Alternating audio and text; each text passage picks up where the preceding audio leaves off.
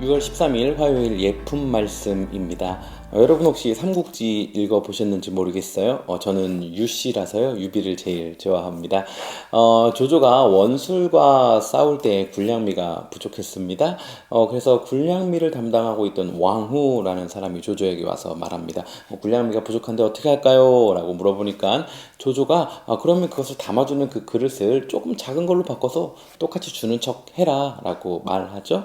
물론 이것은 금방 군사들에게 들통나게 되고 원망이 분노로 바뀌는데 그렇게 오래 걸리지 않습니다. 여러분 조조가 어떻게 반응해서 이 문제를 해결했는지 알고 계실지 모르겠는데요.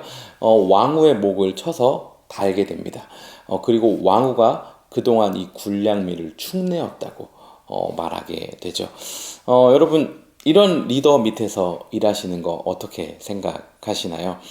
오늘 읽어야 할 예품 매일 말씀 로마서 9장 2절에 보면요. 바울이 슬픔 가운데 끊이지 않는 고통 가운데 있다라고 말합니다. 그런데 그 고통의 원인, 슬픔의 원인, 이유는 무엇이냐면요. 바로 이스라엘 백성 때문입니다. 하나님의 백성인 이 이스라엘이 참 메시아인 구원자 되시는 예수 그리스도를 알지 못하고 믿지 못하고 따르지 못하는 것이 슬픔이 된다라는 것입니다. 그러면서 바울이 말하기를 이들이 구원받을 수 있다면 내가 저주를 받아 예수 그리스도의 그 보혈과의 관계로 해서 끊어지는 것도 괜찮다고 말합니다.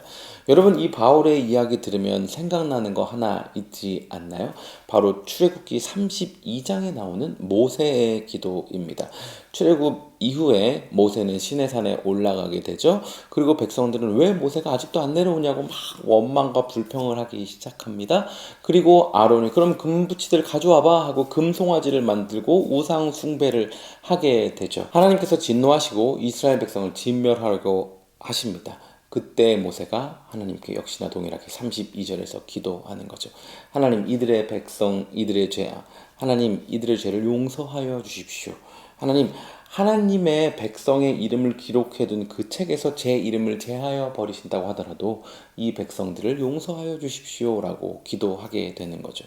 여러분 이와 같은 리더 밑에서 이와 같은 리더와 함께 일하는 것은 어떠신가요? 세상은 조조와 같은 리더십을 사용합니다. 그리고 그것을 지혜롭다고 말하죠.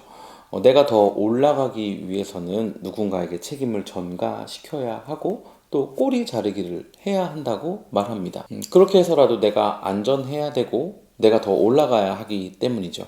그런데 오늘 바울은 모세는 그렇게 하지 않습니다.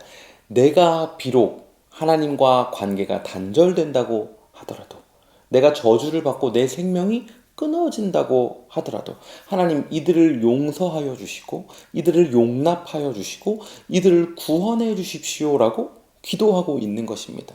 이게 어떻게 가능할까요? 우리 힘으로는 되지 않습니다.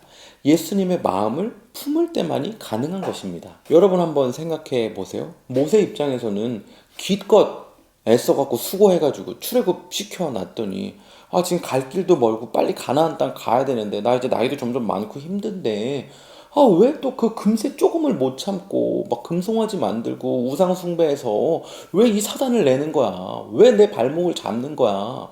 왜 날 이렇게 힘들게 하는 거야? 하고 반응할 수 있겠죠? 그리고 어떻게 또 반응할 수 있을까요? 누가 만들었어 이거? 아론 네가 만든 거야? 너는 중간 책임자로서 이 정도도 담당 못해? 야 네가 책임지고 사퇴해. 네가 책임지고 죽음으로써 일 마무리하자.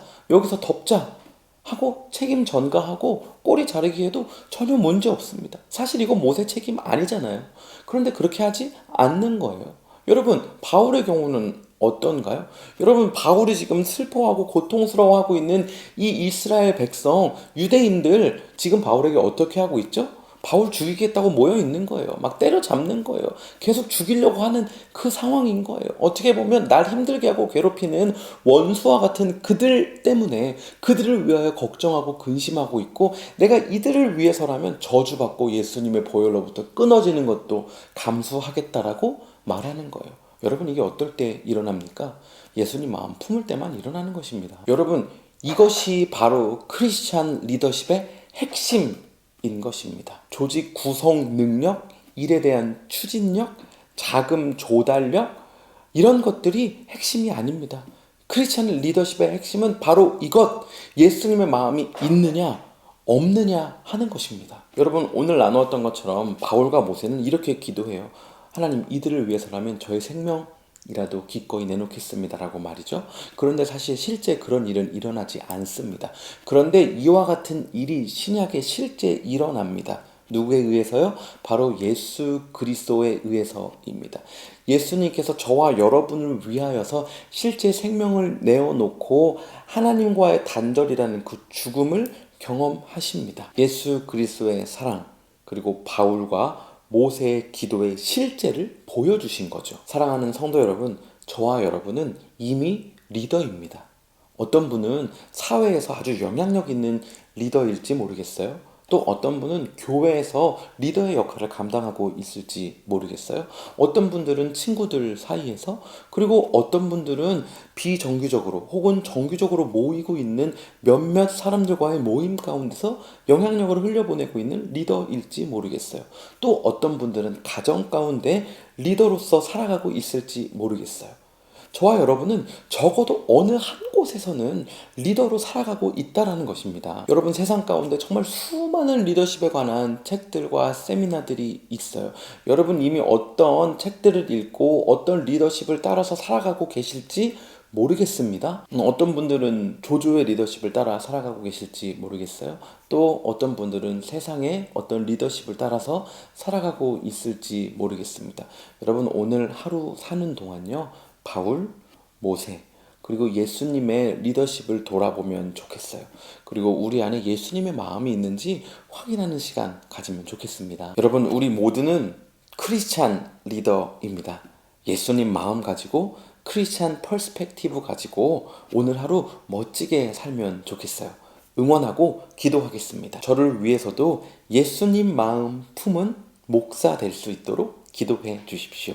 그럼 오늘 하루도 샬롬입니다.